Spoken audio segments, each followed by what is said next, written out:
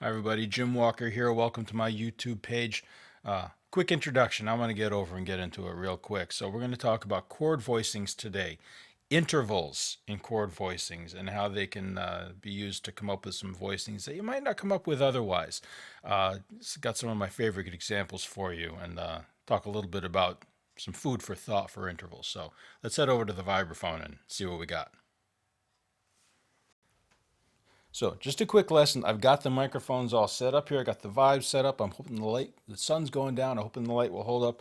But this is a topic I wanted to put out there, a video I wanted to put out there regarding chord voicings.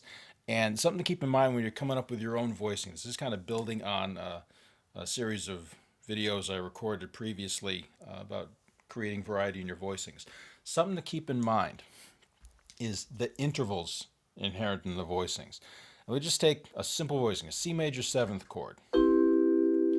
Now, if someone asked the intervals of the chord, and I did a video, I laid it out like this, you could say you got stacked thirds. You got a major third, a minor third, and another major third. If you do that, you get a major seventh chord. If I start on A flat, major third, minor third, major third,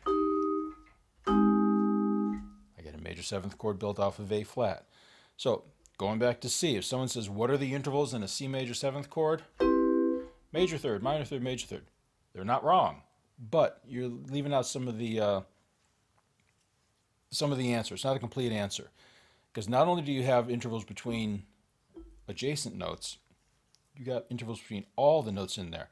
So you have a third from the C to the E. You also have a perfect fifth from the C to the G, and a major seventh from the C to the B.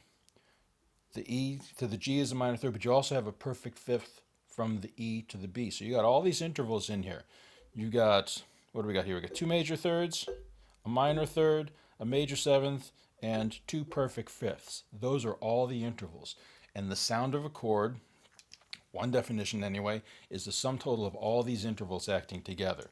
That's why this chord sounds like that. If I play a minor seventh chord, what do I have now? I've got two minor thirds and a major third, and a minor seventh, and a perfect fifth and a perfect fifth. So a slightly different set of intervals. If I play a dominant chord, and I'm going to add a note here, I'm going to play my root. If I play this voicing, that sounds much more dissonant than the chords I just played. What do we have for intervals? Just in terms of what I'm playing, we'll include the root in here. My mystery bass player giving us the G. We have a major third, minor seventh, minor ninth, an augmented fifth.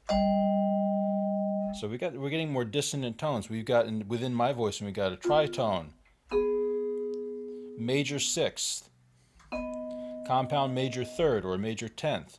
We've got minor third, minor seventh. Now, it's not that you need to be consciously aware of all these intervals, but knowing that the intervals are in there can help you to create new voicings. And if you really want to get into this, I'm going to recommend a couple of theory texts to you, music theory texts, classical theory texts, but notes are notes. We're dealing with intervals, we're dealing with the 12-tone scale. It applies. There's 20th-Century Harmony by Vincent Persichetti. There's Harmony by Walter Piston.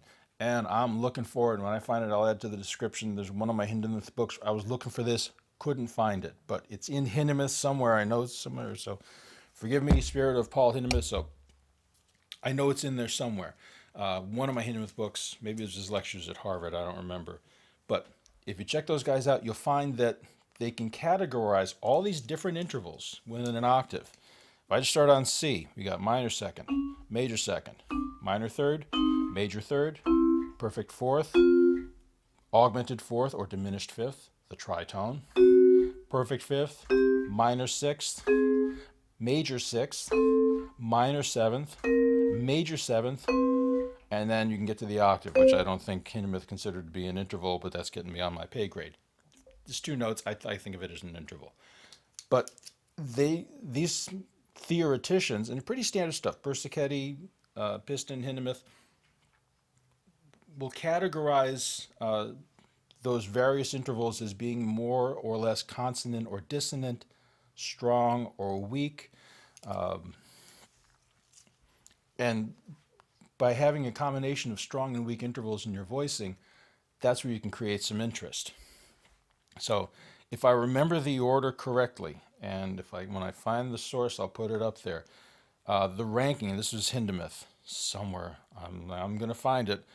But going from strongest to weakest, was the strongest was the perfect fifth, and then the next strongest was its inversion, the perfect fourth, and then the next was the major third, then its inversion, the minor sixth, losing strength but getting more colorful, getting more dissonant, minor third, major sixth. Now we're definitely getting to dissonances, major second, minor seventh, minor second, major second, and the most dissonant, the tritone. Now, you don't need to map out every single interval in your voicings. I had time between, I was playing a musical, I had time between shows, and Saturday matinee and a Saturday night show, and sat around and had nothing better to do, so I did this with a bunch of voicings. It was interesting, but I don't recommend it. It's a lot of busy work. But knowing the intervals that are in there, you can use that a little bit. And there's a voicing that I love to use on minor chords that illustrates this. Let me put it in, what key do I want to put this in? Let's do, I did another video where I did it in G minor. Well, we'll stay in G minor. So this is, I've lost the root. This is my bass player giving me the root. And my G minor voicing in question. Now, we usually play over a G minor or G minor ninth.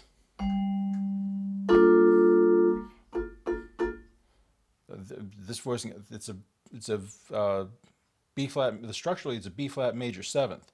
So I've got my major third, minor third, same things I just outlined in the C major seventh chord. So this is a fairly consonant kind of voicing, even if I bring the D up the octave.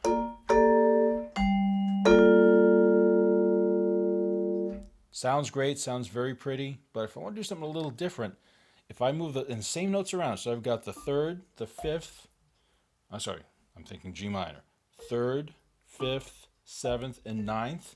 If I do it like this, that to me is a much more interesting voicing. What are the intervals we've got in it?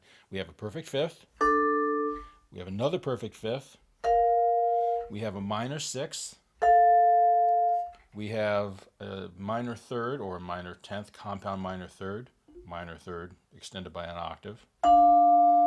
So these are all fairly consonant intervals, but in the middle, and we got another minor sixth. In the middle of all those consonant pretty intervals, we got this. Which is, I love that. That's that little bit of garlic in the recipe. So in the midst of this very pretty voicing, you hear that grind. And that's something I stumbled across this voicing. I'm pretty sure it's a Mike Manieri voicing, giving credit where credit is due, because I heard sounds like this from him on a lot of the things he's played. And that's one of the reasons I like Mike Manieri so much, is his voicings are distinct from so many other vibes players. I know he credits it to that old George Stone grip that he uses. I've tried. I can't do this. It hurts just holding it like this. Forget about playing. Holding it out in the outside mallet between the ring finger and the pinky finger. I can't do it. But old Burton grip, the mallets tend to sit about a fourth or a fifth. So a lot of vibes players, you hear voicings, a lot of fourths and fifths. Here we go. That's a very Burton grip kind of voicing. I've read interviews with Manieri. He says when he would have people study with him, he would have them at least try this grip. The mallets naturally sit at a wider interval, which lends itself to different voicings. Now, I'm not going to go that far. Turning my hand over hurts. I'm not doing this. But if the mallets will do what you want to do, just use the same grip you're using. Use some different voicings. Like maybe I'll take this and I'll do my minors, G minor seventh. I'm going to add a a fourth in there. Got a nice sixth up there. So being aware of the intervals that are involved in your chords, not just major third, major third, but all the intervals that are in there, can give you some food for thought as you are coming up with new voicings. And this is true whether you are playing the vibes, playing the guitar, playing piano, or writing for an ensemble. If you are in a band that has a horn section and you're writing out arrangements for the horns. If you are producing your own tracks and you're working in GarageBand and you're working with virtual instruments and you want to write out a string section or horn section, or you're dealing with chords and voicing chords, be aware of the intervals. And again, you can go really, I hate using this expression, but it comes to mind, that deep dive. Check out Persichetti, check out Piston, check out Hindemith. They've taken it to the nth degree. They get into acoustics and the harmonics and how the notes work together and combination tones and stuff that's way above my pay grade. But even without getting that far, check out the different intervals in your voicings, and that will give you some things to play with. So move kind of fast through this. This is one of those topics. My students kind of hate it when we get onto these topics because I can get rolling real fast. I find this stuff fascinating. So if I went a little fast, if you got questions over what I posted here, the comment section is open. Please hit me up for comments. Ask away if you need me to embellish or clarify anything I've mentioned here. Thanks for checking out the video, and look forward to seeing you the next time I post something. Thanks again for your time.